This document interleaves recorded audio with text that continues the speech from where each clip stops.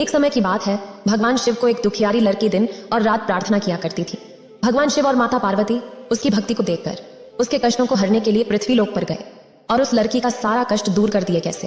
अगर आप यह कहानी सुन रहे हैं तो पूरा सुन लें। इस कथा को आधा अधूरा छोड़कर जाने की गलती मत करिएगा, क्योंकि इस पवित्र कथा को पूरा सुनने से मनचाहा फल की प्राप्ति होगी। इसलिए इस कथा को पूरा सुने। आप शिव भक्त हैं तो भोलेनाथ का अनादर ना करें। तो चलिए इस कहानी के माध्यम से जानते हैं। एक आटा चक्की के मालिक को अपने कठिन समय के कारण गहरी गरीबी में जीवन यापन करना पड़ रहा था, क्योंकि अब कोई भी उसकी चक्की पर गेहूं पिसवाने नहीं आया करता था।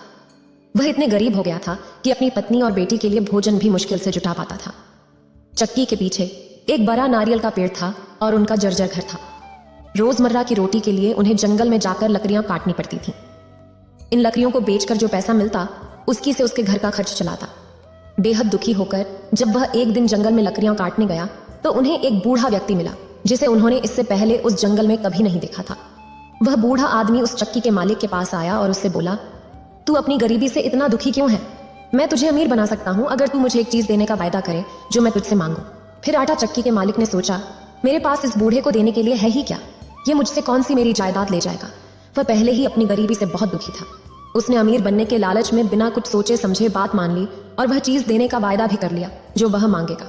बूढ़ा आदमी एक रहस्यात्मक तौर पर हंस हंस कर बोला, अब मैं 1 साल बाद तुम्हारे पास अपनी चीज लेने आऊंगा। इतना कहकर वह बूढ़ा आदमी वहां से चला गया। जब लकड़ियां काटकर चक्की का मालिक अपने घर पहुंचा तो उसकी पत्नी दौड़कर उसके पास आई और बोली, तुम मुझे सच सच बताओ कि यहाँ घर में अचानक इतना सारा धन कहाँ से आया और हमारे घर के सारे बर्तन धन से भर गए हैं। ये सभी चीजें अचानक कैसे हो गई? कोई भी व्यक्ति बाहर से धन लेकर हमारे घर में नहीं आया। मैं तुमसे पूछ रही हूँ, ये सब क्या है? उसके पति ने कहा, शायद ये सब उस बूढ़े व्यक्ति का काम है जो मुझे आज जंगल में मिला था। उसने मुझसे सिर्फ एक चीज की मांग की थी और बदले में ढेर सारी दौलत देने का वादा किया था। उसकी पत्नी ने पूछा, वो बूढ़ा व्यक्ति ढेर सारी दौलत के बदले में कौन सी चीज मांग रहा था?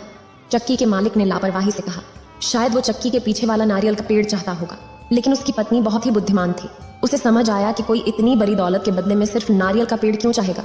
उसे संदेह हुआ कि वो बूढ़ा व्यक्ति नारियल के पेड़ को नहीं बल्कि उस पेड़ से नारियल तोड़ती हुई उसकी बेटी को उनसे मंगाना चाहता है। असल में उसकी पत्नी का अंदेशा बिल्कुल सही था। वो बूढ़ा एक शैतान जादूगर था जो उस लड़की को पाना चाहता था। उसकी बेटी का नाम सुंदरी था, जो भगवान शिव का दिन रात पूजा किया करती थी। पत्नी को अपने पति पर बहुत ही गुस्सा आ रहा था, जो धन के लालच में बिना कुछ सोचे समझे हाँ कराया था। उसकी समझ में नहीं आ रहा था कि अपनी बच्ची को बचाने के लिए वह क्या करे। फिर वह भगवान शिव को याद करने लगी और उसकी सलामती के लिए प्रार्थना करने लगी। उसकी बेटी सुंदरी बहुत ही सुंदर और सुशील थी। साथ ही वह भगवान शिव की भक्ति थी और बहुत बड़ी भक्त भी थी। रोज सुबह नहा धोकर वह भगवान शिव की प्रार्थना करती। इधर धीरे धीरे 1 साल बीत गए। किसी को पता ही ना चला, तभी एक दिन अचानक वो बूढ़ा राक्षस उस चक्की के मालिक के सामने आकर खड़ा हो गया और उससे उसकी बेटी सुंदरी की मांग करने लगा। आटा चक्की का मालिक उसकी मांग सुनकर घबरा गया। उसने तो सपने में भी नहीं सोचा था कि वह बूढ़ा शैतान इन धन के बदले में उसकी बेटी की मांग करेगा। जब वह अपनी बेटी को बुलाने के लिए गया तो वह भगवान शिव की पूजा कर रही थी, इसलिए अपनी बेटी से कुछ न कहते हुए वह उस राक्षस रूपी बूढ़े के पास गया और कहा, मेरी बेटी अभी पूजा में लगी हुई है, तुम कल आकर उसे ले जाना। बूढ़े राक्षस ने बिना कोई उत्तर दिए वहां से प्रस्थान कर दिया। अगले दिन वह बूढ़े राक्षस सुबह सुबह फिर वहां आ गया। आज भी वह लड़की भगवान शिव की पूजा में व्यस्त थी। अब बूढ़े राक्षस को आटा चक्की के मालिक पर बहुत गुस्सा आया। उसने कहा, मुझे तुम्हारी बेटी चाहिए। आटा चक्की के मालिक ने घबराहट में कहा, बाबा आप क्या कह रहे हैं? मैं अपनी बेटी को कैसे आपको सौंप दूं?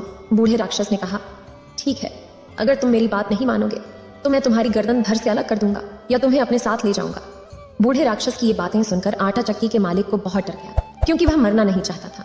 वह घबराहट में अपनी बेटी के पास गया, उसे सारी बातें बताई और फिर कहा, बेटी मैं यह सब करना नहीं चाहता, पर मैं उससे वादा कर चुका हूँ और अब मेरे हाथ में कुछ नहीं है। सुंदरी ने अपने पिता को तसल्ली देते हुए कहा कि पिताजी, ये सब भगवान शिव की इच्छा है, जो उसे मंजूर होगा वही होगा। आटा चक्की का मालिक अपने इस पाप के लिए बहुत ही दुखी था, पर वह उस शैतान जादूगर से छुटकारा भी नहीं पा सकता था, क्योंकि उसने बिना सोचे समझे धन के लालच में उसकी मांग स्वीकार कर ली थी। अब वह अपने इस कुकर्म के लिए अपनी बेटी से बार बार माफी मांगने लगा, पर उसकी बेटी अब अपने माता पिता के साथ रहना नहीं चाहती थी। आटा चक्की के मालिक ने एक बार फिर उस बूढ़े को यह कहकर टाल दिया कि कल आकर मेरी बेटी को ले जाना। वो बूढ़ा उस समय तो वहां से चला गया। सुंदरी अब अपने माता पिता के साथ नहीं रहना चाहती थी, क्योंकि शैतान जादूगर की बात सुनने के बाद उसके पिता का दिमाग खराब हो गया था। भगवान शिव पर विश्वास करने वाली सुंदरी इस घर को छोड़कर कहीं दूर उस बूढ़े राक्षस से जाना चाहती थी, जिससे कि वह बूढ़े राक्षस उसके पिता के साथ गलत हरकत न कर सके। सुंदरी के माता के समझाने के बावजूद वह अगले दिन घर से निकल गई। वह चलती रही और शाम को एक खूबसूरत से बड़े बगीचे में पहुंच गई। पूरे दिन चलने के कारण वह बेहद थक गई थी और उसे भूख भी लगी थी। बगीचे में कुछ फलों के पेड़ थे जिन पर पके हुए फल लगे हुए थे। उन्हें देखकर सुंदरी की भूख और बढ़ गई, लेकिन वह उस फल तक पहुंच नहीं पाई क्योंकि फल बहुत ऊंचाई पर थे। वह अपनी असमर्थता पर बहुत दुखी हुई और जमीन पर बैठकर भगवान शिव का स्मरण करने लगी।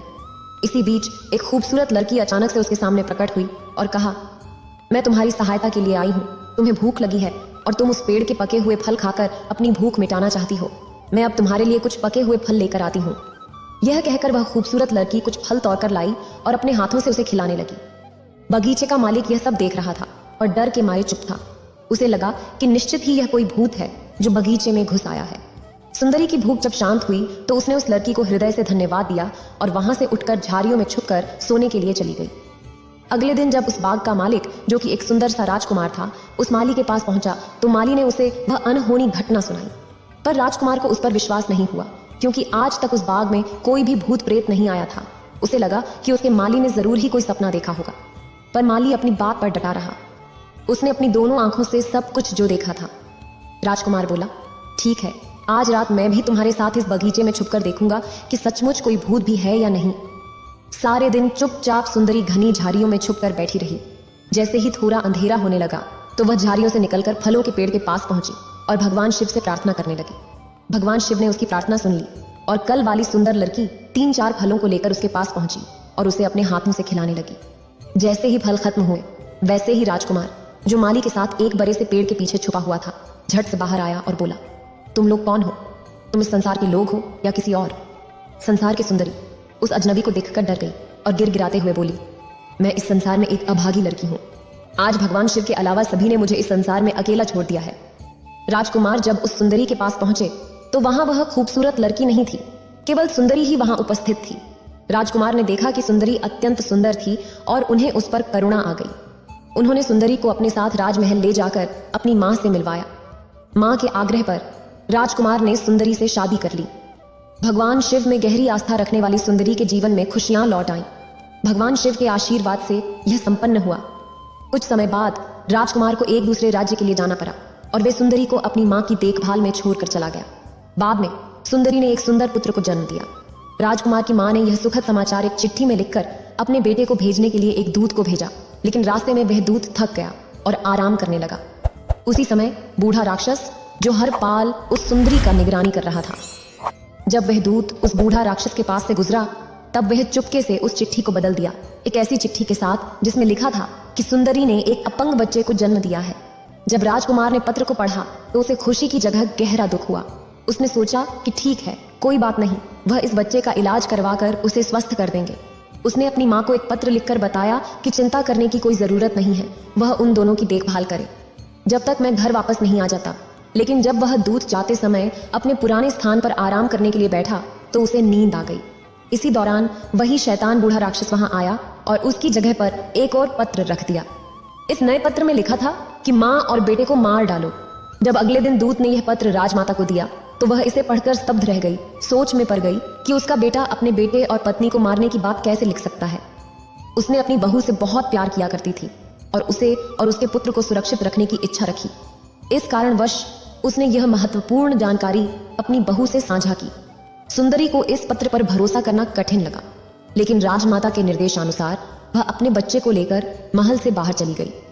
राजमाता ने उनके साथ किसी भी सेवक या दासी को नहीं भेजा, जिससे उनके पुत्र को यह ज्ञात न हो सके कि उसने उनकी मदद की है।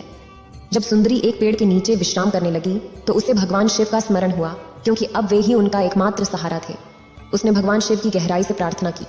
जैसे ही उसने अपनी आंखें खोली उसे एक वृद्ध महिला खड़ी दिखाई दी, जो माता पार्वती थी।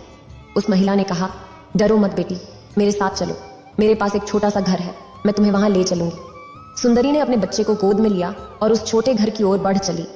जैसे ही वे तीनों उस घर में पहुंचे, वृद्ध महिला ने कहा, मत डरो बेटी, बाबा भोलेनाथ ने तुम्हारी मदद के लिए ही मुझे भेजा है। तुमने आज तक देवों के देव महादेव की श्रद्धापूर्वक पूजा की है, इसी से खुश होकर उन्होंने मुझे तेरे पास भेजा है। अब तुझे कोई दुख नहीं होगा। इधर अपनी यात्रा खत्म करके जब राजकुमार वापस अपने महल में आया तो उसने अपनी माँ से अपनी पत्नी और बच्चे के बारे में पूछा। राजकुमार की माँ अपने बेटे से बहुत ही नाराज थी। माँ ने उसे खूब खरी खोटी सुनाई, पर राजकुमार ने तो ऐसा कोई खत दूत को दिया ही नहीं था जिसमें उसने दोनों को मारने की बात लिखी हो। वह यह जानकर बहुत दुखी हुआ। उसकी माँ ने उन दोनों को मरवा डाला। राजकुमार ने इस दुख के कारण खाना पीना भी छोड़ दिया। जब राजकुमार की मां को विश्वास हो गया कि राजकुमार ने उन दोनों को मरवाने के लिए नहीं लिखा था, तब उसने अपने बेटे को सारी बातें सच सच बता दी। राजकुमार बिना अन्न जल ग्रहण किए अपनी पत्नी और बच्चे को ढूंढने के लिए निकल पड़ा। उन दोनों को ढूंढते ढूंढते 1 वर्ष बीत गया, परंतु सुंदरी का कहीं भी पता न चला। शहर भटकने के बाद राजकुमार उसी जंगल में पहुंचा जहां पर सुंदरी अपने बच्चे के साथ रह रही थी। इतने बड़े जंगल में एक छोटी सी झोपड़ी देखकर राजकुमार बहुत ही हैरान हुआ।